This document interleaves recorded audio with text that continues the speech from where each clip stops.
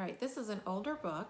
It's one I liked when I was a little girl, and I always love the illustrations that C.W. Anderson does. This book is called Blaze Finds the Trail, and it was written in 1950.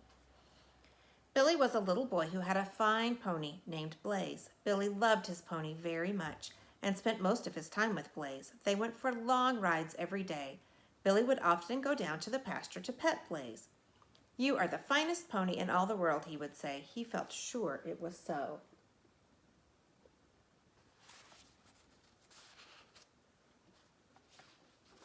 One day, Billy's mother made some sandwiches for him because he and Blaze were going for a very long ride.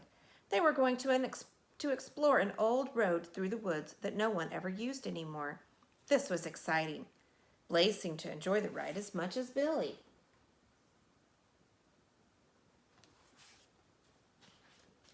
They rode for some distance over roads they both knew very well. They walked down the hills so Blaze would not stumble and hurt himself, and then trotted or galloped when they got to the bottom. Soon they were many miles from home. They came to the place where the old road turned off straight into the deep woods. Although it was overgrown with grass and weeds, Billy could still see the deep ruts wagons had made in the ground many years ago.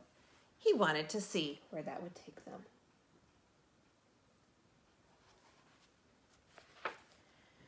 A beautiful bird with bright-colored feathers flew up just in front of them, and the whir of its wings gave both Billy and Blaze a start. It was a pheasant. Billy had never seen one so close before.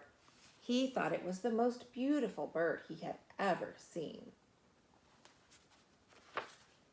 A little farther on, they saw something red still quietly across the road. "It's a fox," cried Billy. "Oh, aren't you glad we came this way, Blaze?" Blaze seemed to nod his head as he trotted on. They came to a place where a dead tree was leaning across the road. There was barely room for Blaze to go under it. Billy had to lie flat on Blaze's back, and they just squeezed through. Then they came to a fallen tree across the road, but Blaze was a fine jumper and sailed over it easily.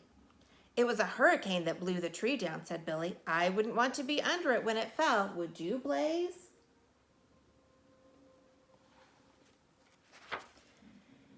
They had gone a long way when Billy saw another big tree across the path. The branches held it up so that it was too high to jump and too low to go under. Billy hated to turn back when they had come so far. "Let's try to go around it, Blaze," said Billy. "There must be some way to do it."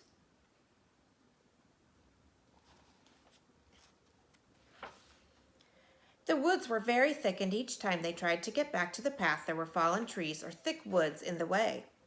They were getting farther and farther from the old road, and still they could not find any opening.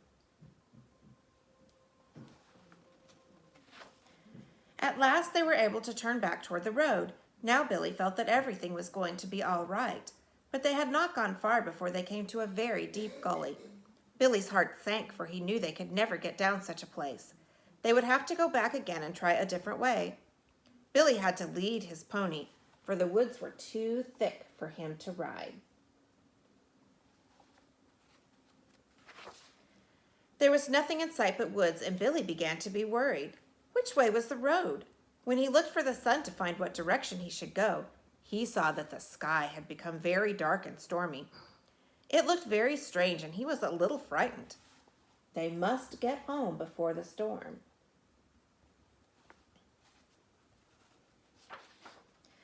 Billy told Blaze to stand quietly, and he climbed high up in a tall tree. He hoped he might see something that would tell him where they were, but all he could see were treetops everywhere. "We'll get out somehow," he said to Blaze. He did not want Blaze to know how worried he was.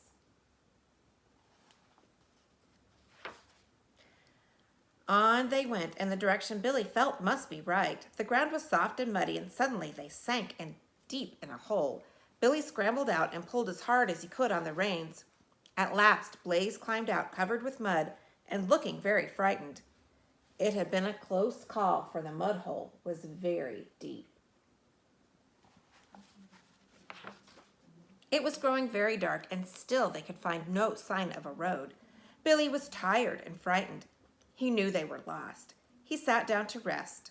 Blaze rubbed his soft nose against Billy as if to say, "Don't worry, I'll take care of you." But now a strong wind was blowing, and the sky was very dark and strange looking.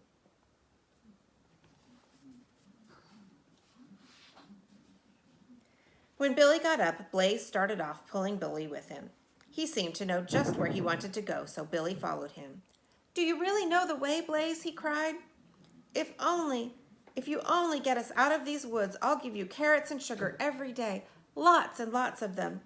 Blaze went right on, dodging around rocks and trees, but always going in the same direction.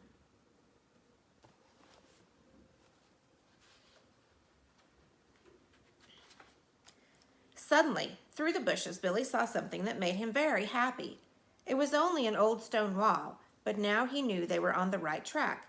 His father had often told him how the early settlers had built these walls with stones they cleared from the land, and where there were walls, there had once been fields and roads leading to them.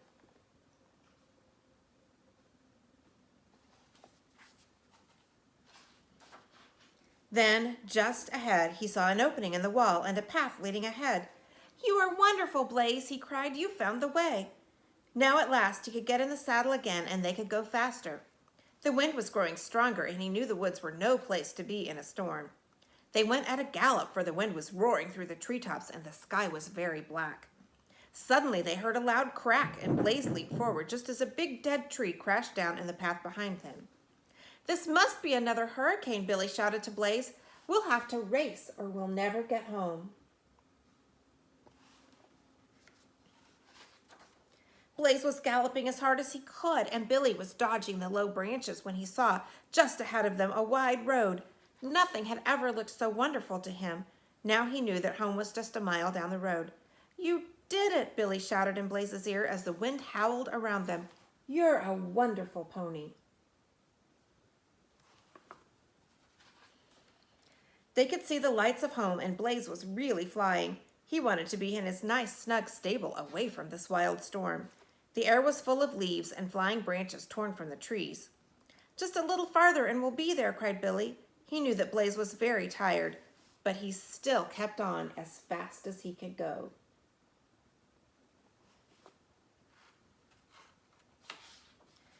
Billy's father was out in the road when they galloped up to the house. He was very happy to see them safe, and he called to Billy's mother to tell her the good news. He told Billy that this was really a hurricane, and they had been worried about him. He went down to the stable to help Billy dry off Blaze.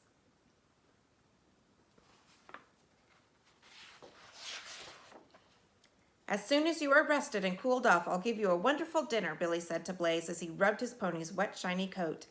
"He found the way out of the woods," he told his father. "He's a fine pony," said Billy's father. "He's the best pony in all the world," cried Billy. "I think so too," said his father.